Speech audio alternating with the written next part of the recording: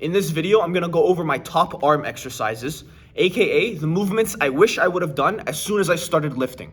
I've recently blown up my arms. They're almost 17 inches, which is pretty respectable at 5'11". There's no one secret to getting bigger arms. You just need to choose the proper exercises, train really hard, and get stronger in the 5 to 20 rep range. It also helps to gain weight along the way.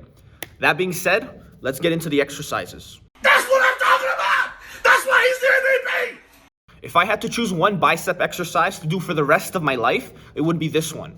I'm not just talking about one version either. Try all the different angles. I've done the standard like 30 degrees as well as pretty much straight up.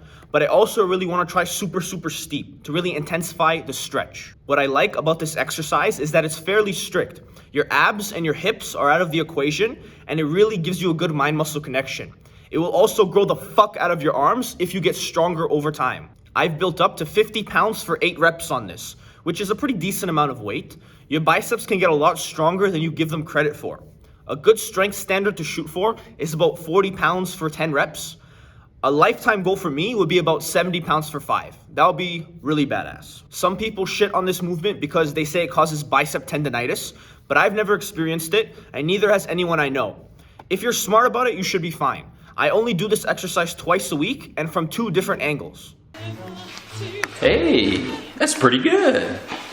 These are a fantastic exercise which will make your triceps look a lot beefier. The standard way to do these is with a barbell, but dumbbells also work really nice to give you some extra range of motion at the bottom. You have 2 ways of doing this exercise. Keeping your elbows high and super strict. This targets the lateral and medial heads of your tricep. Or you can let it fall and bring your lats into it a little bit more. This targets more so the long head. For a long time, I did it the second way, but in the last year, I've switched. I like to keep my elbows high now because it makes it more strict and I get a better mind-muscle connection.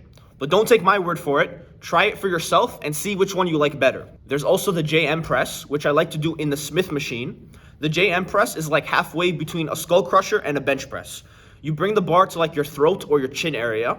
I really enjoy doing these. They light up my triceps. In the description, I'll link a tutorial by J.M. Blakely on how to do them. Wow. Preacher curls are fantastic because they force you to expose your biceps by putting your arms in front of your body. When doing curls, most people keep their elbows back because it relieves tension off of the biceps. It also allows you to lift more weights. If the barbell is right here, putting your elbows farther back will put them in an easier position. And that's where the preacher curl comes in. Forcing your arms in front of you puts your biceps in the least advantageous position and making them do all the work. Just some words of advice. Control the eccentric on this movement. You don't have to go all the way down until your arms are straight. Just come close. Also, don't ego lift. Stick with reps of about 8 to 20, and you'll be very unlikely to get injured from this exercise. If you decide to go heavy like an idiot, I can't stop you, but you're probably gonna hurt yourself. That's why he's the GOAT! The GOAT! This is my favorite tricep exercise. Because your shoulder is extended, you can get a really good stretch by letting your arms hang at the bottom. There's a million ways to do this exercise. I like to do it with a barbell, with a cable, or with the cables leaning forward. I don't like using the ropes because it feels kind of awkward for me, so I just stick to the solid metal bar. This exercise hits the biggest, most important part of your tricep. It is incredibly important to do 2 things whenever you do an overhead extension, and I never see people doing it. First, go all the way down. You want to make sure your forearm is touching your bicep at the bottom. This ensures the best stretch and the best muscle gains. Next, you want to keep the elbows as far back as possible. If you allow the elbows to come forward, you turn it into more of a behind the neck press, which is exactly what we don't want. Keep the elbows high to make sure the triceps are doing the majority of the work. If you do these 2 things, you can turn this from a mediocre exercise to a really good one. It was perfect. Perfect. Everything, down to the last minute details. This is as basic as it gets. It's also pretty much as good as it gets. Millions of people have gotten huge biceps by just doing a basic ass barbell curl. If you take this exercise from 80 pounds, 10 reps, to 100 pounds for 15, your biceps will be much bigger.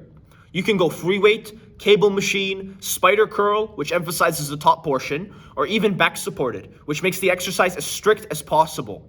All of these are fine variations, just make sure you don't cheat the exercise. A little bit of swing is fine, but if you make it a habit, if you allow it to get worse over time, that's when your gains will suffer. A really nice tip I learned from Dr. Mike is to flex your shoulder at the top. For some people, this provides a much better sensation at the top. I do this for every single bicep exercise. Wow. This is probably the first exercise that will pop into your head when you want to train your triceps, and for good reason. It's a classic. Just like the overhead extension, get that full range of motion in order to take advantage of the stretch. I would also suggest you keep your elbows close to your torso and prevent from swinging. I'm not a big fan of the rope version. I like to use a metal bar because it feels more stable to me. There has been a lot of hype for doing the long handles and bringing your arms behind you. I can tell you from personal experience, you do feel the long head a lot more, so this is a really, really good variation. That's pretty good. If you care about getting jacked, you cannot overlook the reverse curl. The brachialis is often forgotten about, but it's very important when it comes to having big arms. I like to do them with a barbell or in the cable station. Also, keep your thumbs over the bar as opposed to underneath. This will force you to squeeze harder and really maximize the mind-muscle connection. Even though it looks stupid, you should definitely chalk up for this exercise. You don't want sweaty hands to be the difference between 10 reps and 12. It was perfect. Perfect. Everything. From experience, deep pressing exercises light up my triceps in a way that feels similar to isolation movements. There's lots of options here, from dumbbell bench of all inclines, weighted push-ups, dips, and machine presses in which you add extra range of motion.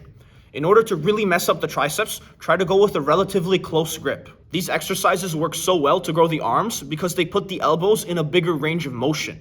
Look how much my elbow bends here versus here.